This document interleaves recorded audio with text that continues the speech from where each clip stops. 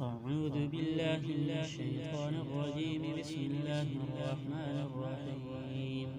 سبح اسم ربك الأعلى الذي خلق فسوى والذي قدر فهدى والذي أخرج المرعى فجعله غثاء نحوا. سنقرئك فلا تنسى إلا ما شاء الله إنه يعلم الجهر وما يخفى ونيسرك لليسرى فذكر إن نفعت الذكرى. سيذكر من يخشى ويتجنبها الأشقى الذي يصلى النار الكبرى ثم لا يموت فيها ولا يحيا. قد أفلح من تزكى وذكر اسم ربه فصلى. بل تؤثرون الحياة الدنيا والآخرة خير وأبقى.